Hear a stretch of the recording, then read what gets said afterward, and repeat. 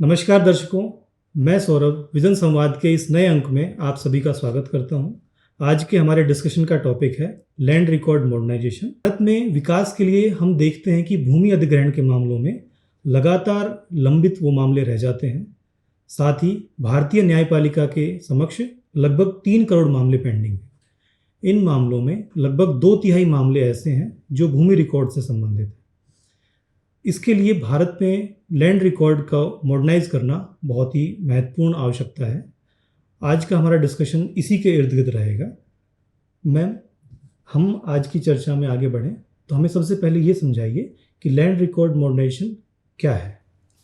Yes Saurabh, इससे पहले कि मैं आपको ये बताऊं लैंड रिकॉर्ड मॉडर्नाइजेशन या आधुनिकीकरण क्या है, हमारे बहुत सारे ऐसे दर्शक हैं जिनमें सामान्यतः एक कंफ्यूजन बना हुआ है। वो कंफ्यूजन क्या है कि हम लैंड रिकॉर्ड मॉडर्नाइजेशन को ही लैंड रिकॉर्ड डिजिटलाइजेशन समझ लेते हैं। तो सबसे पहले हमारे दर्शकों को मैं बताना चाहूंगी कि ये जो लैंड रिकॉर्ड डिजिटलाइजेशन है, ये लैंड रिकॉर्ड मॉडर्नाइजेशन का एक घटक है। इसमें हम क्या करते हैं कि जो लैंड रिकॉर्ड हमारे पास मैनुअल अवेलेबल है उनको हम डिजिटल में कन्वर्ट करने की कोशिश करते हैं, साथ ही ऑटोमेशन करते हैं, अपग्रेडेशन करते हैं। लेकिन लैंड रिकॉर्ड मॉडर्नाइजेशन यहीं तक सीमित नहीं है। इसमें जो हमारे पास टेक्चुअल फॉर्म में चीज़ें अवेलेबल है या जो दस्तावेज की फॉर्म में चीज़ें अवेलेबल हैं, उनको हम स्पेशल या फिर स्थानिक जो हमारे पास अवेलेबिलिटी है उसके साथ लिंक करने की कोशिश करते हैं। साधारण शब्दों में मैं कहूँ तो आम लोग ये पाते हैं कि लैंड रिकॉर्ड में तो एक लैंड पार्सल के बारे में बात की है, लेकिन हम क्या देखते हैं कि वास्तव में वैसा कोई लैंड पार्सल जब हम जमीनी स्तर पर देखते हैं तो अवेलेबल होता ही नहीं है। तो इस गैप को ब्रिज करना भी लैंड रिकॉर्ड मॉडर्नाइजेशन का हिस्सा है। साथ ही रिवेन्यू और रजिस्ट्रेशन को कनेक्ट करना। अब ये कैसे है? हम क्या पा रहे हैं कि हमारे यहाँ सेल डीड्स होती हैं, ठीक है, स्वामित्व भूमि का बदलता है, लेकिन गवर्नमेंट को रिवेन्यू नहीं मिल पा रहा है। तो ये रिवेन्यू जनरेट करना भी हमारा टारगेट है। और साथ ही जो प्रिजम्पटिव हमारी लैंड टाइटलिंग व्यवस्था है उसे कंक्लूसिव लैंड टाइटलिंग व्यवस्था में बदलना, ये सारे ही घटक हैं जो मिलकर लैंड मॉडर्नाइजेशन को बनाते हैं। तो सरल शब्दों में अगर मैं कहूँ तो जो है मैनुअल डेटा है उसे सिर्फ डिजिटल में कन्वर्ट करना या ट्रांसलेशन करना ही लैंड रिकॉर्ड मॉडर्नाइजेशन नहीं है, बल्कि ये एक काफी ट्रांसफॉर्मेटिव तरह का स्टेप है। अच्छा मैम, जब हम लैंड को मॉडर्नाइज करेंगे तो इसमें क्या क्या घटक रहेंगे, हमें जरा उसके बारे में बताइए। बिल्कुल बिल्कुल सौरभ, जब हम लैंड रिकॉर्ड मॉडर्नाइजेशन की बात करते हैं तो कुछ 3-4 इसके बेसिक घटक हैं जिनको हम ध्यान में रखते हैं।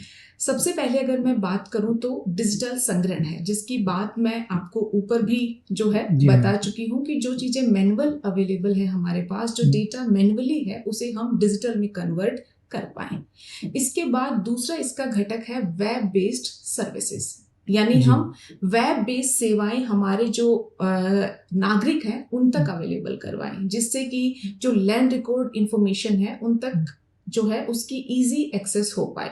कुछ भी और सर्विस चाहिए, जैसे फॉर एग्जांपल भूमि अधिग्रहण के लिए कोई आवेदन है तो वो जो है वेब बेस्ड ही वो जो है आवेदन अपना दे पाए और इजीली ये सारी सर्विसेज उनको मिल पाए। और थर्ड और एक मोस्ट इंपॉर्टेंट घटक इसे मैं मान सकती हूँ वो है डेटा कोऑर्डिनेशन। ये हम सभी जानते हैं कि हमारे यहाँ लैंड रिकॉर्ड संबंधी जो डेटा है वो अत्यधिक बिखरा हुआ है विभिन्न विभागों के बीच, विभिन्न संगठनों के बीच, तो उसे साझा करना ताकि सभी लाभान्वित हो पाए। ये सारे ही घटक हैं जो लैंड रिकॉर्ड मॉडर्नाइजेशन से जुड़े हुए हैं। मैम, अब तक हमने समझ लिया है कि लैंड रिकॉर्ड को हम मॉडर्नाइज करने के क्या क्या हमारे घटक रहेंगे।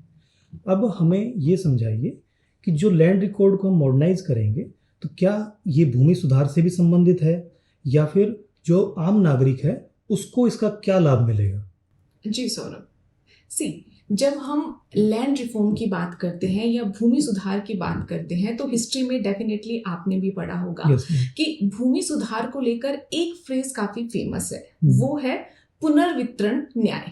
जब भी हम भूमि सुधार को डिनोट करते हैं तो ये फ्रेज हम जरूर सुनते हैं।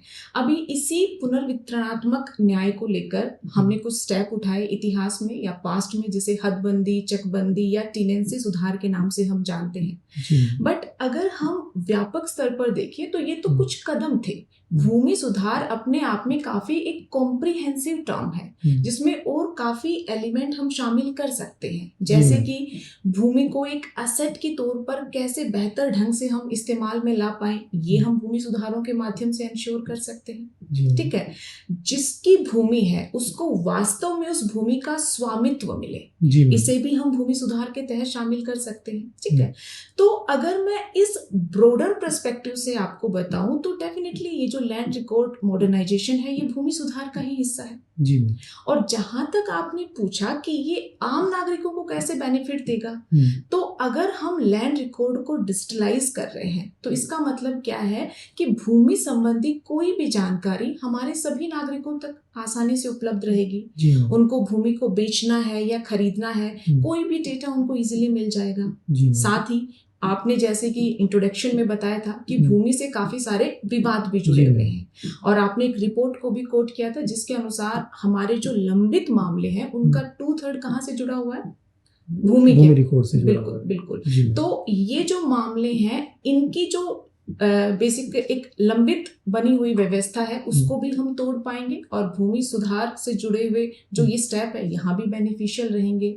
इतना ही नहीं, आम नागरिक किसानों के लिए तो ये बेनिफिशियल हो ही सकता है। साथ ही अब कोई भी व्यवसाय है, व्यवसाय के लिए कोई भी आधार बनाना है तो उसके लिए एक महत्वपूर्ण एसेट है भूमि। तो भूमि के अगर रिकॉर्ड्स क्लियर हैं तो उनके लिए भी भूमि को एक्वायर करना, वहां पर कोई भी इंडस्ट्री, कोई भी बिजनेस लगाना कंपैरेटिवली काफी इजी हो जाएगा। तो इनडायरेक्टली मैं कहूँ तो ये ईज ऑफ डूइंग बिजनेस को भी प्रमोट कर सकता है। तो मल्टीपल एंगल से आप देखोगे कि ये हमारे नागरिकों को लाभान्वित करने की क्षमता रखने वाला एक कदम है। साथ ही मैम जो कृषि है, कृषि भूमि है, उसको भी एसेट की तरह यूज किया जाता है। किसान उससे ऋण लेते हैं तो शायद इसका भी लाभ मिलेगा, किसानों को आसानी से ऋण मिल पाएगा इससे। बिल्कुल बिल्कुल मैम साथ ही मैं आपसे यहाँ पर एक बार दोबारा वापस लेके जाना चाहूँगा। आपने डेफिनेशन में 2 टर्म्स यूज की थी, प्रिजम्पटिव टाइटलिंग और कंक्लूजिंग टाइटलिंग। तो ये दोनों क्या होता है, जरा इसके बारे में हमें समझाइए। जी सौरभ, जब हम प्रिजम्पटिव लैंड टाइटलिंग की बात करते हैं तो इसका मतलब है कि जो हम लैंड टाइटलिंग या जो स्वामित्व हम लोगों को दे रहे हैं वो मोटा मोटा अनुमान आधारित है। और वो अनुमान किस पर आधारित है, जो हमारे पास अभी तक अवेलेबल इंफॉर्मेशन है।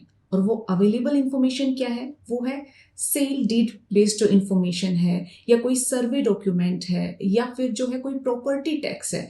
इनके आधार पर जो इंफॉर्मेशन हम प्राप्त करते हैं उसी के आधार पर हम ये निर्धारित करते हैं कि अभी ये जो लैंड पार्सल है उसका मालिक या उसका स्वामी कौन है। इसी व्यवस्था को हम प्रिजम्पटिव जो है टाइटलिंग व्यवस्था के नाम से जानते हैं, और भारत में अभी इसी व्यवस्था का इस्तेमाल किया जा रहा है।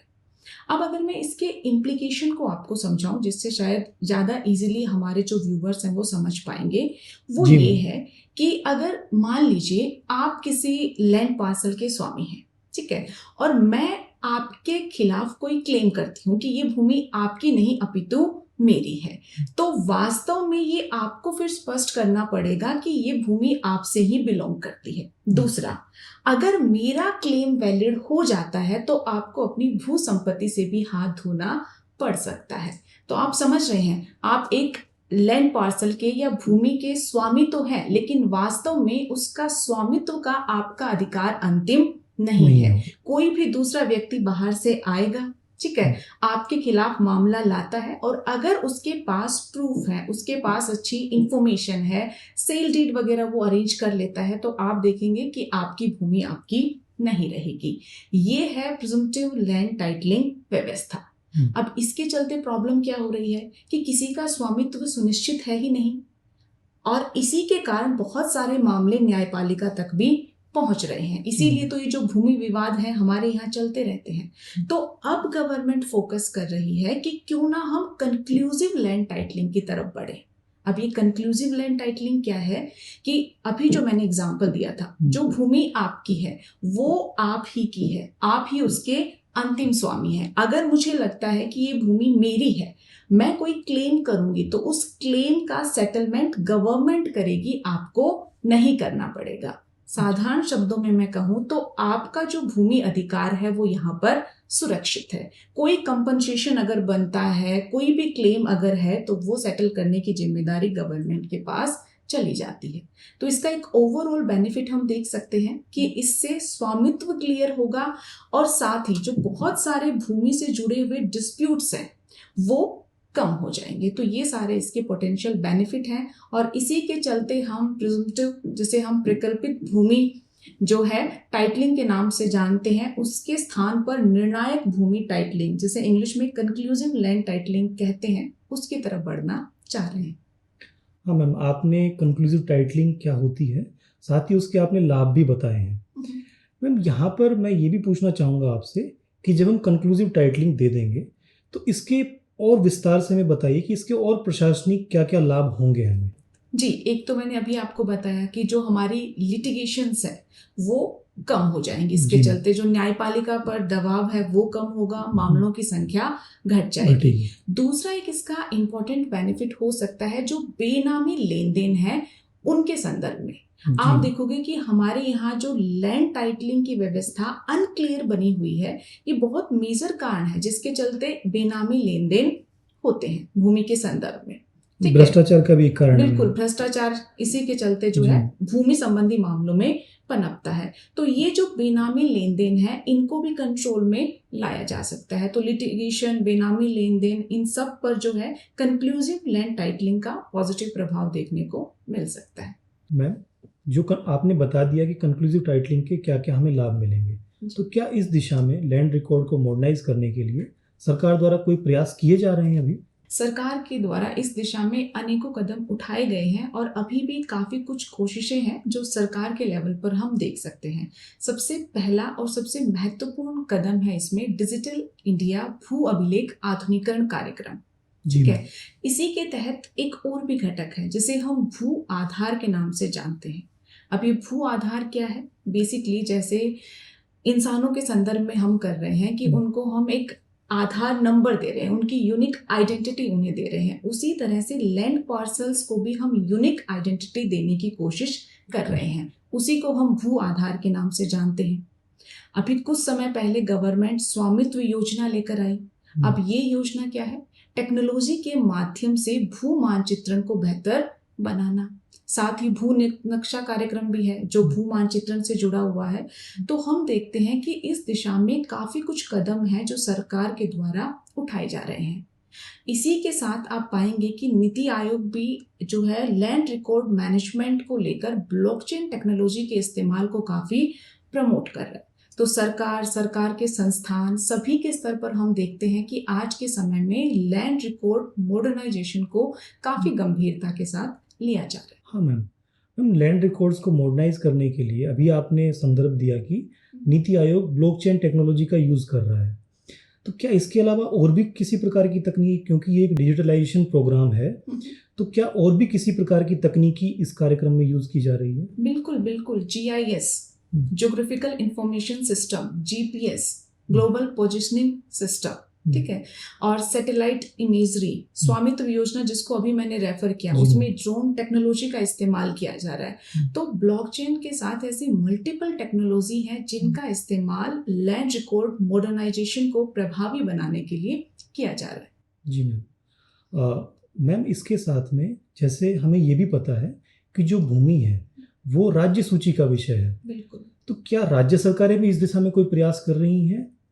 वो भी हमें बताइए जरा। जी, अलग अलग राज्य सरकारों के द्वारा अलग अलग प्रोग्राम भी चलाए गए हैं। जैसे कि मैं बताऊं, कर्नाटक सरकार भूमि कावेरी प्रोग्राम लेकर आई है, ठीक है। इसी के साथ आंध्र प्रदेश सरकार मी सेवा प्रोग्राम लेकर आई है। तेलंगाना सरकार भी इस डायरेक्शन में काफी अच्छा कर रही है और ओवरऑल रिजल्ट हमें देखने को मिल रहे हैं। रिजल्ट क्या है? हम देख रहे हैं कि इन राज्यों में लैंड रिकॉर्ड्स को लेकर जो भ्रष्टाचार था वो कम हुआ है और ट्रांसपेरेंसी या पारदर्शिता काफ़ी बड़ी है। तो ये कुछ स्टेट्स हैं जिन्होंने अच्छी मॉडल लैंड रिकॉर्ड मॉडर्नाइजेशन को लेकर अपने यहाँ इंट्रोड्यूस किए हैं और अन्य राज्य भी इनके जो मॉडल हैं उनसे सीख सकते हैं और अपने यहाँ जो भू अभिलेख हैं उनका अपग्रेडेशन या उनका मॉडर्नाइजेशन है वो कर सकते हैं। मैम, अभी जो आपने जिन राज्य सरकारों के नाम लिए हैं वो ज़्यादातर साउथ इंडिया की हमें लग रही हैं। जी। तो यहाँ पर और साथ में आपने जो national land record modernisation programme के बारे में बताया था वो भी 2008 में शुरू हो गया था, लेकिन अभी तक भी कुछ राज्यों का प्रदर्शन इसको लेकर के अच्छा नहीं है। साथ ही अभी तक पूरी लैंड का मॉडर्नाइजेशन नहीं हो पाया है। हम लंबे समय से प्रयास कर रहे हैं, तो ऐसी क्या चुनौतियाँ आ रही हैं कि हम ये अभी तक सफलता प्राप्त नहीं कर पाए हैं? यस सौरभ, इस फ्रंट पे मैं बात करूं तो सबसे पहले तो ये है कि हमारे जो लैंड रिकॉर्ड्स हैं वो काफ़ी बिखरे हुए हैं और इनकम्प्लीट तरह के लैंड रिकॉर्ड हमारे पास है। बिखरे हुए इन द सेंस विभिन्न विभागों के पास, विभिन्न संगठनों के बीच हमारे जो लैंड रिकॉर्ड्स हैं वो कहीं ना कहीं वितरित हैं या बिखरे हुए, उनको हम संगठित नहीं कर पा रहे। सबसे मेजर इशू तो यही है। ठीक है। दूसरा, अगर मैं टेक्नोलॉजी की बात करूं और टेक्नोलॉजी के लेवल पर स्वीकार्यता की बात करूं तो यहाँ पर हम पाते हैं कि जो हमारा ग्रामीण समुदाय है वो जागरूक नहीं है। साथ ही जो एक परंपरागत व्यवस्था चली आ रही है उसके साथ सभी संतुष्ट हैं, बदलाव नहीं चाह रहे हैं। अब बदलाव के संदर्भ में जैसे कि अभी हमने लैंड टाइटलिंग की बात की, स्वामित्व की बात की, तो अगर लैंड रिकॉर्ड सब क्लियर होते हैं, सही से लैंड का वास्तव में मालिक कौन है इसे हम आइडेंटिफाई करेंगे, तो हो सकता है कुछ लोगों के पास जो अभी भूमि का स्वामित्व है वो ना रहे और वो किसी दूसरे के पास चला जाए। तो इस तरह की जो व्यवस्था है या जो आशंकाएं हैं ये भी ग्रामीण लोगों को भू स्वामित्व को लेकर ज्यादा जो है आगे बढ़ने या क्लैरिटी प्राप्त करने से रोकती है। इसके अलावा ये जो हमारी लैंड रिकॉर्ड की व्यवस्था है ये काफी पुराने समय से चली आ रही है। इसकी जड़ें हम जमींदारी व्यवस्था में देख सकते हैं। तो इतनी पुरानी व्यवस्था के अनुसार ही जो हमारा स्किल है, मैन पावर स्किल है, वो जो है तैयार है। तो नए जो टेक्नोलॉजिकल चेंज करने हैं उनके अनुरूप हमारा मैन पावर भी नहीं है, हमारे इंस्टीट्यूशन भी इस तरह के चेंजेस के लिए तैयार नहीं है और साथ ही हमारे बहुत सारे कानून भी हैं जो इधर उधर बिखरे हुए हैं, उनमें भी हमें सुधार करना पड़ेगा। तो ये मल्टीपल इश्यू हैं जो लैंड रिकॉर्ड मॉडर्नाइजेशन के मार्ग में बाधक की तरह हमें नजर आते हैं। और साथ ही जो निजता का मुद्दा है, डेटा सिक्योरिटी का मुद्दा है, वो तो एवरग्रीन है। जैसे कि कोई भी डिजिटल हम स्टेप लेते हैं वहां पर ये मुद्दे बाधक की तरह खड़े हैं, वैसे ही लैंड रिकॉर्ड मॉडर्नाइजेशन के संदर्भ में भी ये बाधक की भूमिका निभा रहे हैं। हाँ मैम, जैसे हम देखते हैं कि जो जमीनी स्तर पर जो हमारे अधिकारी होते हैं, पटवारी होते हैं जी, तो ये भी मुगल काल से ही ये चला आ रहा है ना, ये नाम भी पटवारी भी वहीं से दिया गया है। तो कहीं ना कहीं हमारी सोच जो है वो अभी तक उसको अडेप्टेबिलिटी नहीं आ पाई है।